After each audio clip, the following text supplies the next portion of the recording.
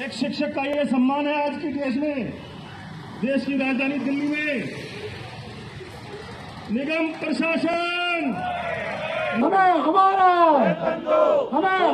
MCD के तमाम शिक्षक फिलहाल जो हैं वो अपने वेतन की डिमांड कर रहे हैं और आप देखेंगे तो आज से जो है कटोरा अभियान शुरू हुआ है। सर, सवाल ये है कि जो हालात बने हैं, आप लोगों को वेतन नहीं मिल रहा है, कटोरा अभियान आप लोगों ने शुरुआत करी है, सभी नेताओं के पास जाएंगे? पूरी दिल्ली में जो लोग हमारी सैलरी के लिए जिम्मेदार हैं उन्हीं के पास जाएंगे, उन्हें जगाएंगे। और पहली बार नहीं जा रहे, पहले भी कई बार हम पहुंचे हैं, बताया है। जो हमारे प्रदेश अध्यक्ष हैं, आजकल वो मेयर थे, उनके टाइम में भी समस्या थी, लेकिन सबसे बड़ा खेल क्या हो रहा है, हमें फुटबॉल बना दिया। आगे निगम का चुनाव है, चुनाव की सामग्री बना के खेल रहे हैं, जबकि कर्मचारी का काम सैलरी मांगना नहीं है, हमारा काम है काम करना। तो ऐसे हालात निगम ने और आपकी सरकार ने, दोनों ने बना दिए। कोई कह रहा भारत सरकार को इतने 1000 करोड़ देना, आपने बाहर देखा होगा बैनर लग रहे हैं कि इतने केजरीवाल दो, क्या कर्मचारी का काम है? अगर एक भी ट्रांसफर दिल्ली में होता है तो एलजी साहब बुला के सबकी खिंचाई कर देते हैं। मुख्यमंत्री और एलजी साहब की लड़ाई होती है, लेकिन इतने बड़े मुद्दे पे जब कई हजार परिवार त्योहार नहीं मना पा रहे, ईद नहीं मना पा रहे, दीपावली नहीं मना पा रहे, और इसके बावजूद किसी के दिल में दर्द नहीं है हमारे प्रति। आप देखेंगे तो फिलहाल ये करीब 9000 शिक्षक हैं इस समय दिल्ली के एमसीडी में कार्यरत हैं और सबकी सब परेशान हैं कि आखिर ये कब तक चलेगा, कब तक ऐसे हालात बने रहेंगे, कब तक जो है वो तनख्वाह नहीं मिलेगी और इन लोगों को कभी मेयर के पास तो कभी दिल्ली के मुख्यमंत्री के पास धक्के खाने पड़ेंगे।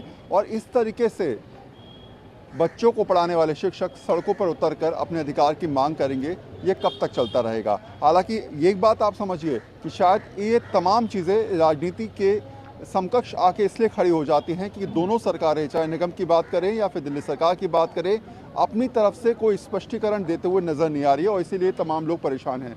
सर, कहाँ काम करते हैं आप? सर, मैं एमसीडी स्कूल शाहबाद डेयरी में कार्यरत हूँ। ये हमारी दशा आज से नहीं, 10 साल से बना रखी है, इन्होंने बना के बनाई गई है। 10 साल से हमारे एमएससीपी के एरियर ड्यू है, हमारे डीए, बोनस और ये सैलरी तो अभी करंट में 4 महीने से ड्यू है। ये हमें बस ऐसे ही बेवकूफ़ बनाए जाते हैं, आश्वासन पे आश्वासन दिए जाते हैं और हमारी देख रेख करने वाला कोई नहीं। हमने पूरी कोविड महामारी में पूरे तन मन धन के साथ काम किया, अपने अपने खर्चे से सारे सब काम किया। हमें न ऐसी कोई सुविधा थी हमारे पास। आज हमारे बुजुर्ग हैं, उनको पेंशन नहीं है, बेचारे क्या हाल हो रहे हैं, और घर में बीमारी है, 10 तरह की। घर का खर्चा कैसे चल रहा है? सर, घर का खर्चा तो उधार मांग के चल रहा है, उधार भी कोई दे नहीं रहा है, लेकिन जैसे तैसे करके रिश्तेदारों से, यार दोस्तों से लेकर उधार मांग कर घर का खर्चा चलाया जा रहा है। 4-4 महीने हो गए। मतलब क्या ऐसी क्या मजबूरी है कि एक टीचर को परेशान करना किया जा रहा है? ईएमआई जा रही है? नहीं, कोई ईएमआई नहीं जा रही, सारी की सारी सीज हो चुकी है। बैंक वाले लोन देने के लिए मना कर रहे हैं, क्या करे, भूखे मर रहे हैं। हमारा आप जो है देख सकते हो, खाता बिल्कुल जीरो बैलेंस है, कुछ नहीं जा रहा हमारा, सब भूखे, सब पेंडिंग पड़ी है। सभी बच्चों की स्कूलों की फीस पेंडिंग पड़ी हुई है हमारी। बैंकों की ईएमआई तो जा ही नहीं रही पिछले 2-3 महीने से। इस टाइम राशन भी बिल्कुल खत्म हो चुका है। अब हमें फिक्र है कि आगे हमारा घर चलेगा कैसे। दिवाली त्यौहार तो एक अलग चीज़ है, रेगुलर लाइफ में भी इतनी समस्याएं आ गई हैं, सब्जी भी नहीं खरीद पा रहे टीचर्स। मैम, कभी सोचा सरकारी नौकरी में हालात आएंगे? नहीं सर, कभी सोचा था? नहीं, सरकारी नौकरी की फीलिंग ही खत्म हो गई यही है सोच सर। कर की थी कि टाइम से सैलरी मिलेगी, टाइम से सारी सुविधाएं मिलेंगी, लेकिन एमसीडी में आने के बाद सर लगता है कि इससे अच्छा तो प्राइवेट स्कूल में ही थे, कम से कम महीना की महीना सैलरी तो मिलती।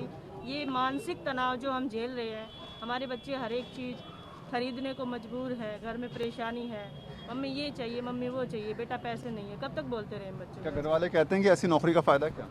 अब तो कहना शुरू कर दिया है सर। पहले ये लगता था कि गवर्नमेंट है तो चलो सिक्योर है, लेकिन अब घर वाले भी यही कहते हैं कि इससे अच्छा कहीं और जॉब कर लेते तो वो बढ़िया था। आप ये समझेंगे इन बातों को सोचकर कि ये परिस्थिति समझाने के लिए काफ़ी है कि किस तरीके से तमाम शिक्षक जो हैं वो पिछले 4 महीने से इस जद्दोजहद में लगे हुए हैं कि शायद सरकारें आकर इनकी सुध लें, लेकिन परिस्थिति आपके सामने है। किस तरीके से लगातार जो हैं ये लोग अपने हाथ में तख्ती लिए हुए अब इस बात की डिमांड कर रहे हैं कि कम से कम ये त्योहारी मौसम में कुछ राहत दी जाए। आपसी झगड़ा छोड़िए सरकार, अब इनके बारे में सोचिए। और लगातार ये लोग ये कहते हुए नजर आ रहे हैं। जी सर, अभी मैंने देखा है स्कूलों में रिमोट कंट्रोल से चलने वाले पंखे लग रहे हैं और काम सारे हो रहे हैं। हम एक आज धरना देंगे, एक सैलरी पे हमको टरका देंगे, फिर अगले महीने के लिए हमें धरना देने की तैयारी करनी पड़ती है। हमारी ऊर्जा सारी खपत, हमारा समाज में कोई मान सम्मान नहीं कर रहा है। दूध वाला हमको देख के मुँह फेर लेता है, दुकानदार जो है वो कहता है अब तो राम राम।